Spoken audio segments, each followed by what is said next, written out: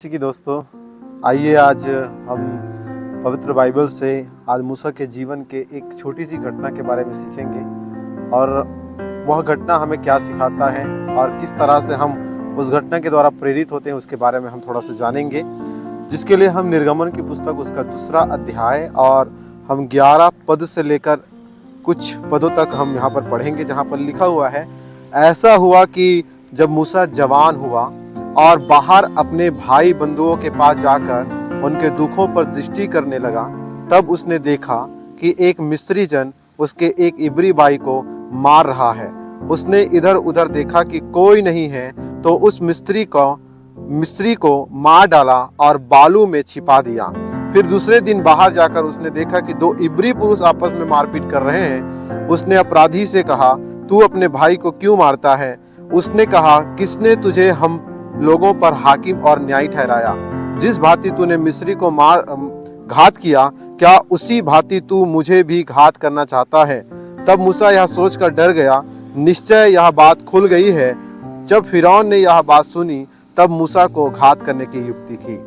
तो बाइबल बताती है कि जब मूसा को यह जानकारी हुआ कि वह मिस्री नहीं है परंतु वो एक इजरायली है और इजरायलियों के प्रति उनका हृदय जो है धड़कने लगा, उनके प्रति उनकी भावना जो है जागृत होने लगा, उनके प्रति प्रेम जो है उनके अंदर उत्पन्न होने लगा कि मैं एक इजरायली हूँ और मैं अब्राहम, इसहाक और याकूब के परमेश्वर का जन हूँ। और इस बात को जब वो जानने लगा, तब क्या देखता है कि वो इजरायलियों के पास गया कि वो किस प्रकार से दुख उठा रहे हैं और किस तरह से मिस्र में फिरौन जो है उनको गुलाम बना के रखा हुआ है और उनसे कठिन परिश्रम करवा रहा है।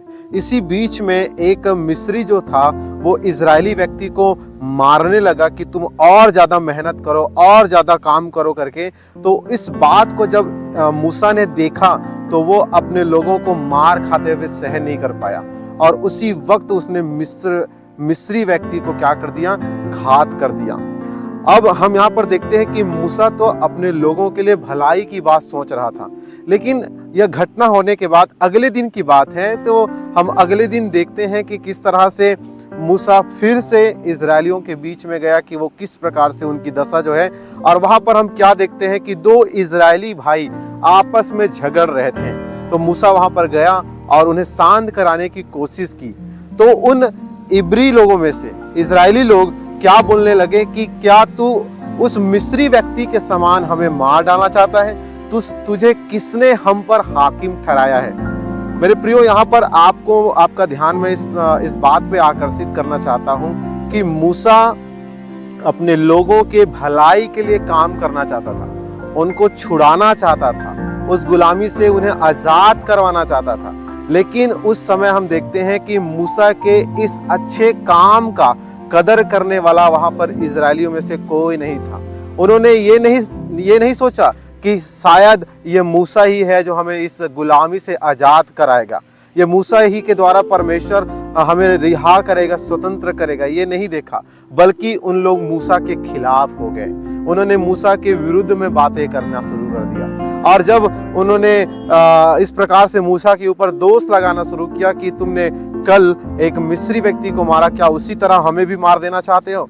जब मूसा को यह बात पता चला कि ये लोग जो है ये बात जो है पूरा फैल रहा है और इस तरह से वो फिरौन तक ये बात पहुंच जाएगा, क्योंकि फिरौन एक बहुत ही ताकतवर राजा है और हम देखते हैं कि यदि मूसा के बारे में यदि उनको ये जानकारी मिलता तो शायद मूसा को वो कई भयानक तरीके से प्रताड़ित या दंडित कर सकते थे। लेकिन यहाँ पर हम देखते हैं एक और बड़ी बात मैं आपको बताना चाहता हूँ मूसा के जीवन से, कि मूसा जो है जबकि वो महल में है, ऐशो आराम की जिंदगी जी रहा है, न खाने की समस्या, न सोने की समस्या, किसी भी प्रकार का कोई परेशानी नहीं है। लेकिन सबसे बड़ी बात मूसा के दिल की बात है, क्योंकि मूसा का हृदय परमेश्वर और परमेश्वर के लोगों के लिए धड़क रहा था।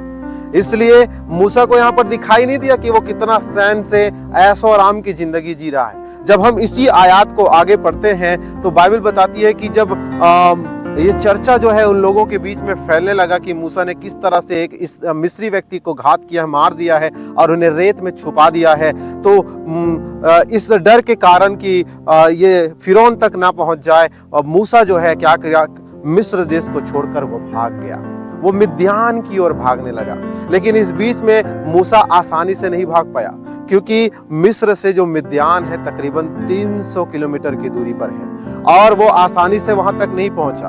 और आपको बताना चाहता हूं, मिस्र जो एक ऐसे इलाके में है और मिद्यान जो है एक ऐसे क्षेत्र में है जहां पर पहाड़ियां हैं, और मूसा को वहां तक पहुंचने के लिए कई सारे पहाड़ों को चढ़ना होगा, उतरना होगा। और आपको बताना चाहता हूं, वो आसानी से बॉर्डर भी क्रॉस नहीं कर सकता, क्योंकि फिरौन की जो सेना है वो पूरे बॉर्डर में तैनात है। जिस तरह से आज भी हम देखते हैं हमारे भारत के बॉर्डर में या भी कोई भी देश के बॉर्डर में उनकी सेना जो है तैनात रहती, ताकि दुश्मन जो है उस देश में आक्रमण ना कर सके, घुस ना सके, घुसपैठी जो है। इस प्रकार से हम देखते हैं कि फिरौन की भी जो सेना थी वो किस प्रकार से पूरा सुरक्षा जो था लगाया हुआ था, और मूसा बड़ी ही बुद्धिमानी और चतुराई से वहां से निकल पाया। लेकिन मेरे प्रियो, यहाँ पर मैं एक आपको बड़ी बात बताना चाहता हूं कि मूसा ने यहाँ पर सही काम करने के लिए निर्णय लिया, सही काम को चुना उसने कि मैं अपने लोगों के लिए काम करना है, मुझे परमेश्वर के लिए काम करना है। लेकिन परिणाम क्या हुआ? उनको राजमहल को छोड़ना पड़ा, ऐशो आराम की जिंदगी को छोड़ना पड़ा, शान से भरी जिंदगी को छोड़ना पड़ा। इतना ही नहीं, उनके ही लोगों ने उनको ठुकराया, उनके ही लोगों ने उनका इनकार किया। मैं नहीं जानता हूं, लेकिन आज हो सकता है बहुत लोगों के जीवन में ऐसी परिस्थितियां हैं कि आप लोगों के लिए भलाई करते हैं, आपने उनके लिए अच्छा सोचा है, आपने उनको देना नहीं छोड़ा है, लेकिन कई लोग ऐसे होते हैं जिनके पास आकर लोग कहते हैं, आखिर तुमने मेरे लिए किया ही क्या है। जैसे कि यहाँ पर हम देखते हैं कि इजरायली लोग मूसा के काम को नहीं समझ पा रहे, इसलिए वो कहते हैं कि तुम क्या हमें भी मारना चाहते हो। वो ये नहीं समझ पाए कि वो मूसा जो है उनको बचाना चाहते हैं, उनको आजाद करना चाहते हैं। आज इसी प्रकार हम बहुत सारे लोगों को बचाना चाहते हैं, हमारे परिवार के लोगों को बचाना चाहते हैं, हमारे आसपास के लोगों को बचाना चाहते हैं, परंतु वो हमारे काम करने के तरीकों को नहीं जानते हैं। हम किस प्रकार से उनके लिए घुटना टेकते हैं, प्रार्थनाएं करते हैं। मेरे परमेश्वर के लोगों में आपको कहना चाहता हूँ, हालांकि मूसा के जीवन में एक बहुत खतरनाक परिस्थितियां आ गई, एक पलक झपकते जो शानदार जिंदगी जी रहा था, अचानक से वो दुखों के पहाड़ों में से उनको गुजरना पड़ा, बहुत बुरे हालातों से उनको गुजरना पड़ा। वो अंधेरी रात में, कड़कती ठंड में, गर्मी में, हर परिस्थितियों में वो जो शान से बिंदास जीने वाला जो मूसा था, आज हम देखते हैं कि इन्हीं परिस्थितियों का वह सामना कर रहा है। लेकिन कारण क्या था? उन्होंने अपने लोगों के लिए सोचा, उन्होंने परमेश्वर के काम के लिए सोचा। आज जब यह संदेश आप सुन रहे हैं तो थोड़ा आपको अटपटा लगेगा, लेकिन मैं आपको बताना चाहता हूं कि ये रियल लाइफ से जुड़ी हुई है, क्योंकि आप बहुत बार लोगों के लिए भलाई करना चाहते हैं और करते भी हैं, लेकिन लोग आपकी भलाई का कदर नहीं करते, लोग आपके काम का कदर नहीं करते, लोग आपके कोई भी परिश्रम जो आप उन लोगों के लिए करते हैं, उनकी आत्मा के लिए करते हैं, उनके फैमिली के लिए करते हैं, उनके फाइनेंशियल के लिए करते हैं, लोग आपकी इन बातों का कदर नहीं करते हैं। लेकिन समय बीतते गया और आपको मैं बताना चाहता हूं, मूसा को परमेश्वर 40 साल तक ट्रेनिंग देते रहा। हालांकि मूसा को इस बात का एहसास नहीं था कि परमेश्वर उनको क्या सिखा रहा है, लेकिन परमेश्वर उनको सिखा रहा था। मेरे परमेश्वर के प्रिय लोगों, यदि आप ऐसे जीवन की कोई भी कठिन परिस्थितियों से गुजर रहे हैं, तो मैं आपको ये बताना चाहता हूं मूसा के जीवन से कि परमेश्वर आज आपको भी सिखा रहा होगा। हालांकि आपको इस बात का एहसास नहीं है कि परमेश्वर आपके साथ है, परमेश्वर आपके साथ चल रहा है, लेकिन परमेश्वर जैसे ही आप तैयार होंगे, परमेश्वर आपको आवाज देने के लिए तैयार है। 40 साल जैसे ही पूरा हुआ, बाइबल बताती है कि मूसा एक जलती हुई झाड़ी को देखता है, और वो झाड़ी जल तो रहा था लेकिन भस्म नहीं हो रहा था, वहां पर धुआं नहीं उठ रहा था। और बाइबल बताती है कि उस झाड़ी के निकट मूसा गया और वो झाड़ी से एक आवाज आने लगा, और वो झाड़ी में से एक आवाज आया और मूसा से बातें करने लगा। वो आवाज था उन्हीं इजरायलियों को फिर से दोबारा छुड़ाने के लिए, जिस काम को मूसा ने 40 साल पहले शुरुआत किया था। लेकिन आपको एक और अहम बात बताना चाहता हूं, उस समय मूसा अपनी बल पर, अपनी ताकत पर उन्हें छुड़ाने की कोशिश कर रहा था, लेकिन अब मूसा पूरी तरह से टूट चुका था, मूसा ठोकर खा चुका था, उनके लोगों ने उनको नहीं समझा था। अब उनके पास अपने खुद की कोई ताकत नहीं है, ना उनके पास कोई बल है, ना कोई पॉलिटिकल पावर है, कुछ भी नहीं है कि वो इजरायलियों को छुड़ाए। लेकिन अब उनके पास कोई है, वो है परमेश्वर है। अब परमेश्वर उनके साथ होकर काम करना चाहता है। पहले शायद मूसा अकेले काम करना चाह रहा था, लेकिन 40 साल के ट्रेनिंग के बाद अब परमेश्वर उस काम में उनका साथ देना चाहता है। परमेश्वर चाहता था कि मूसा तू आगे बढ़, मैं तेरे लिए काम करूंगा, मैं तुम्हें जिताऊंगा, मैं तुम्हारे द्वारा मिस्र की गुलामी से इजरायलियों को निकलवाऊंगा। आज इस प्रकार की किस कदर आप भटक रहे हैं, किस हालात से आप गुजर रहे हैं, ये आप भले ही बातों को देख पा रहे हो, लेकिन उससे भी बढ़कर परमेश्वर हमारा देख रहा है। और यहोवा परमेश्वर हमारा देख रहा है। और मूसा को आवाज आई और मूसा को परमेश्वर ने किसे बेइंतहा भयानक रीति से परमेश्वर ने इजरायलियों को छुड़ाने के लिए इस्तेमाल किया।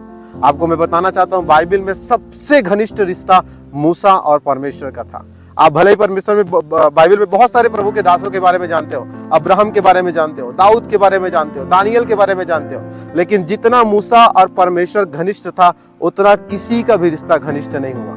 क्योंकि परमेश्वर ने मूसा को 40 साल तक जो सिखाया है, हालेलुया, और उनको किस तरह से नम्र होना है, और जितनी सारी चीजें हम पाते हैं व्यवस्था में, और पूरी व्यवस्था 10 आज्ञाएं सब परमेश्वर ने मूसा के ऊपर प्रकट किया, मूसा के द्वारा परमेश्वर ने लिखा है।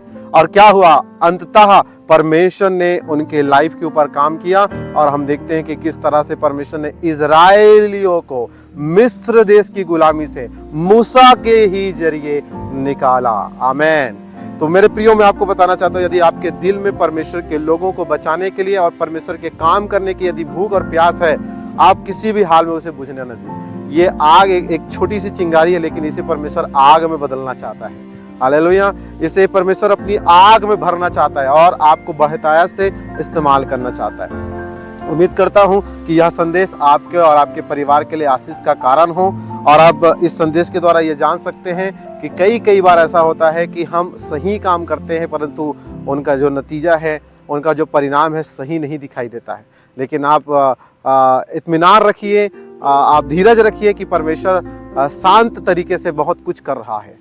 हालेलुया। प्रभु आशीष करे इस संदेश के द्वारा।